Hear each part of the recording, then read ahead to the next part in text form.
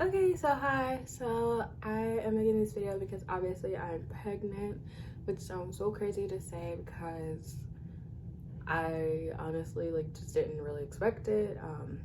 We were just doing control family planning for the past year and a half, but we haven't had any luck. So we were kind of getting a little discouraged, thinking that we just couldn't get pregnant or something. But I'm very excited. It is faint, so it was really faint, so I wasn't sure if it was positive. So we ended up getting a digital test and testing again, and it was positive. So that kind of started everything. So I went ahead and I looked back on my period calendar that I keep on my phone. So I have an app called Flow that I use. So I went back and I was like, oh my god, I actually haven't had a period since November.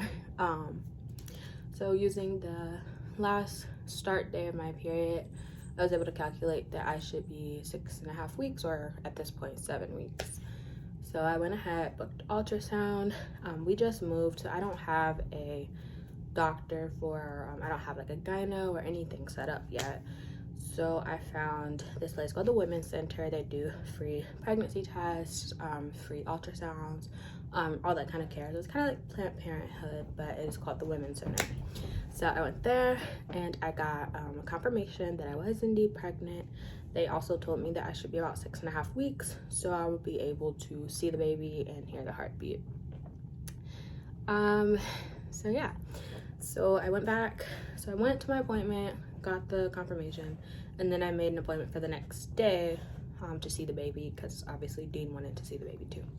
So we go for our appointment at 10 a.m. We show up, we're super excited to see her, or well, him, her, whoever. And we get there, we're getting like all the jelly on my belly and stuff like that. But we didn't see anything, and the lady was like, oh, it's fine, because you know you're early, so it might just be, you know, I'm not seeing it yet.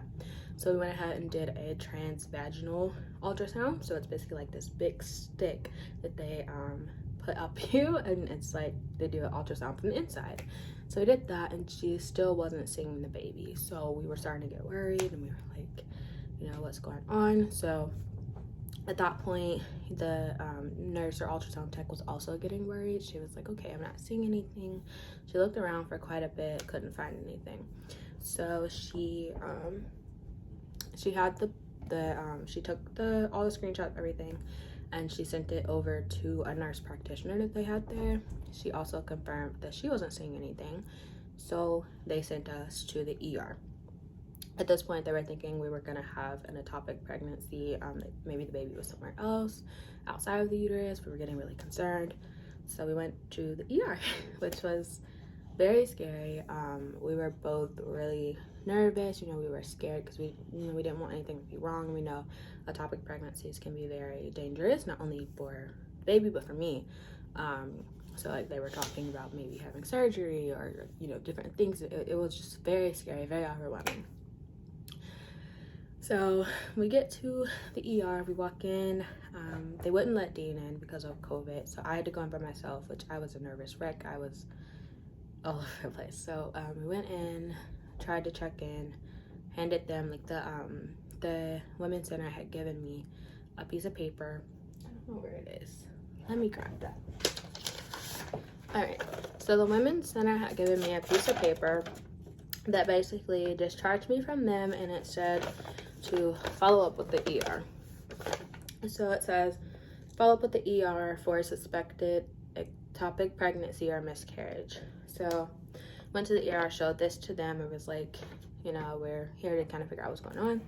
And they were like, you need to go to the women's area of the hospital. So we get back in the car, drive around to the women's area of the hospital, get there. I hand this to them. I'm like, okay, the ER sent me here. And the lady was really confused. She was like, okay, we'll go to this other area.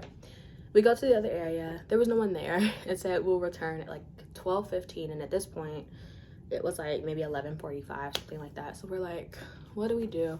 So we start walking back, and we ran into a nurse, and we were like, we don't know where to go. We were sent down here, da da da da.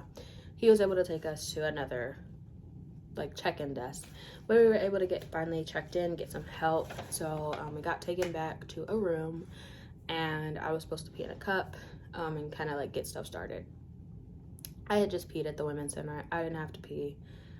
So I was kind of just sitting there. They were getting vitals from me. They like did like my arm, took my temperature, all that good stuff. The nurse walked away, and then she came back and she was like, we got to take you to the ER because, you know, you might need surgery. And I, you know, at this point, I'm scared. I don't know if they're going to let Dean come with me. So I immediately just start crying. I'm like, oh my God. And they put me in a wheelchair so that they could take me over to the ER. And so I'm in a wheelchair. I'm bawling my eyes out. The lady was like, you know, like, Dean, just come on and we'll see if they'll let you in. So we walk all the way over back to the ER. We get there. I see the same people that were there, but this time I'm in a wheelchair being pushed by a nurse. So we get in, we get admitted, everything like that is cool. They let Dean stay, which I was so happy because I don't think I could have gotten through this day without him. So he was with me. We go back and we're in a room, and now I'm in a hospital bed. So I'm in there. They take vitals again. I'm scared. I don't know what's going on. I'm just nervous. And then a doctor and a nurse come in, and they're like, okay, what's going on? So we tell them, you know, I give them my paper. I'm like, okay, well, we went for a normal ultrasound. They didn't see anything. Don't know what's going on. Trying to figure out, you know, is it an ectopic pregnancy? It's a miscarriage. Is everything okay? You know, we're really worried. So the doctor asked me, you know, do I consent to like a vaginal exam, to another ultrasound, all this stuff? And I'm like, yes, do whatever you have to do. Whatever you have to do. That's fine. Because I just want to make sure everything's okay. So they come back a little bit later. They it's so scary. So you know, at the gynecologist, they already have like a table that kind of like extends, and then it has like the stirrups. Well, in the ER, they don't have that. So they have to bring in like a little, I don't know if I have a picture of it. I'll try to put a picture up if I can. But they bring in like a thing that they can put on. It's the stirrups, but they just put it on the end of the bed. It looked awful. So they go ahead, they do a vaginal exam. It just kind of felt like a normal, like when you go for your yearly at the gyno. So like they had inserted a speculum. They doing what they do, don't really know what they're doing. They weren't talking to me, they weren't telling me anything, they were just doing it. They weren't telling me what they were looking for. They weren't, you know, they just weren't communicative. So, you know, I'm scared. I'm just sitting there. Dean's holding my hand, just like breathe, because, you know, when that thing's in you, it's pretty uncomfortable. So went through that. And then the doctor left. Nobody came back for a while. We kind of just sat there. It had been maybe like an hour. Then another nurse came in, just to like check on us, like tell us that we would be going back for our ultrasound soon or something like that. Then about like maybe 20-30 minutes later, a lab tech came to get blood. So she drew blood from me. Still, they didn't tell me why we were drawing blood, what we were doing. So I'm just, you know, confused. I'm like, okay, cool. So they do that. Then the doctor came back. He was like, okay, so we're gonna no, the doctor didn't come back. The doctor did not come back. I didn't see the doctor again, honestly, until like the very end. So another nurse came in. She was like, okay, I'm gonna take you to do an ultrasound. So they put the sides up in my bed and they roll me out. So now I'm rolling through the hospital on a bed. I'm like, this is Grey's Anatomy. What's going on? I can walk. Keep in mind, there's nothing wrong with me. I can walk. But they weren't letting me walk, which I understand, but it was just strange. So I get wheeled into another room. I get an ultrasound. They only did a vaginal one. They didn't even bother with the top one. She said nothing to me the entire time. So I'm just hearing like clicking, you know, like on the screen. I'm like, but I can't see the screen. So, you know, like in the women's center, there was like a screen that I could see, and then a screen that the ultrasound tech was using. And this one, there was just a screen for her. I had no screen, and I wasn't even sitting up. I was laying all the way back. It was so uncomfortable.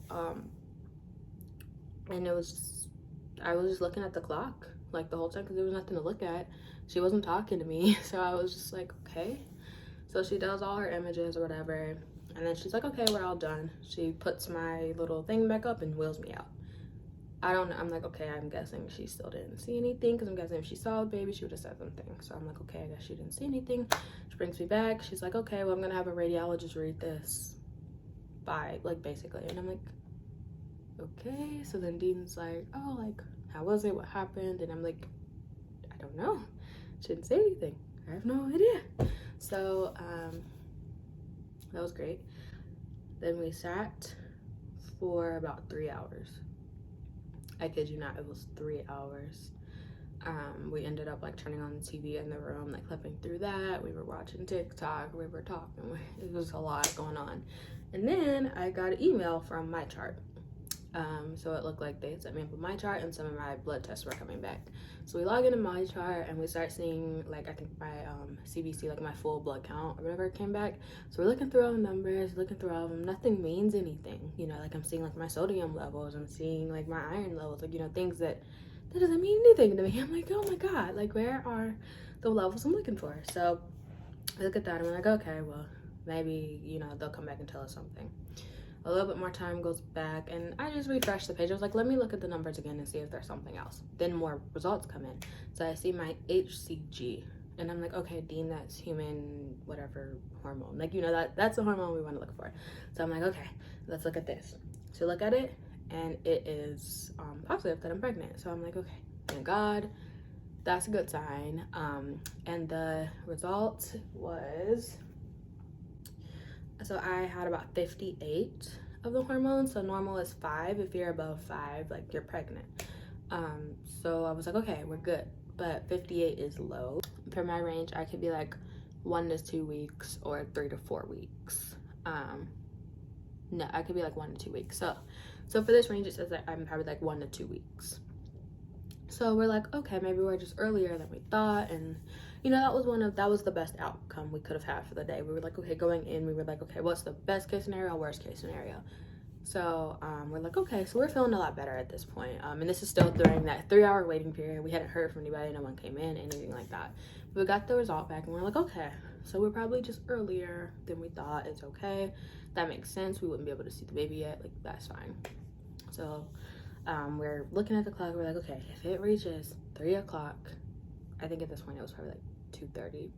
So we're like, if it reaches 3 o'clock, we're going to page someone and just ask, you know, for an update or what's going on.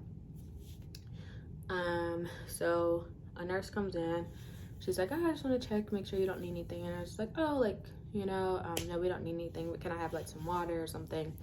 And she's like, we won't give you like any water or anything just in case we need to do surgery, but I can get you some ice chips. I never saw her again, but that kind of threw us off. We were like, okay, surgery, what? But 3 o'clock rolls around and we're like, okay, well, we're gonna push this button, see if the doctor can come back. We were scared to push the button, so we didn't. But about 3:02, the doctor actually did come in, so that was fantastic. He was like, okay, so I think that you're just like a lot earlier than you were expecting or whatever. He said basically just follow up with the women's center in like 2 weeks. And I was like, oh, okay, that's great. I already have a appointment set up for 27th, which is about 2 weeks out. So I was like, I'll just keep that appointment. He was like, cool. And then he walked out. Didn't ask if we had any questions, didn't say anything else. He just dipped. And we were like, okay. So about 10 minutes later, we were like, so do we leave? And I was like, well, I think we have to be discharged, but we were confused. We were like, well, he just said, he gave us our answer, I guess. So what are we waiting for? So we wait and we wait and we wait. And then I decided to just push the nurse button. I'm like, hey, is there anything else that we need to like know or do? Like, can we leave? Like, what's going on? So the nurse is like, oh, did you get your discharge papers? And I was like, no. And she's like, you'll just have to wait on your discharge papers. So we go back to waiting. We wait. But we're happier now because, you know, we're like, okay, everything is okay. We just have to wait for our next appointment. So we're much better at this point mentally. We feel a lot better, but we're starving. You know, we're tired. We've been here all day. We just want to go home. But eventually the nurse does come back. She discharged us, tells us follow up with the women's center, and we're good to go. So then we finally leave, but this time instead of being wheeled, I had to walk, so we walked all the way back over to the other side where we had parked, and we were all good. But everything ended up being okay, which is fantastic because it was really scary. You know, as soon as, you know, she said she couldn't see anything, like, you know, I looked over at Dean and we were both heartbroken. So I'm just happy that everything was okay. You know, our little Bean is just a little younger than we thought, so we are good. But yeah, that's our story. I'll be sure to update when we go to our next appointment, let you know how it goes. Hopefully it goes a lot smoother than this one, because this one was very scary. But we are so excited for the 27th. Yeah, hopefully we got to see something. But yeah, so I really don't know how far along I am. I could be anywhere from like 2 to 4 weeks, maybe 5, you know, I don't know. The doctor wasn't really able to tell me. From the test results, you know, it looks like it could be like 1 to 2, but with my cycle dates, it just really doesn't make sense for it to be 1 to 2. So I don't know, but we will find out hopefully at our next appointment. We'll get some more answers. But yeah, that's all that I have today. I just wanted to share that experience. I hope that you all have a great day. Thank you for being on this journey with us. We didn't want to leave any of our family out. We know that you guys are all spread out all over the place, so we wanted to make sure that we were keeping everybody up to date. So love you guys, and hopefully we'll see you soon. Bye.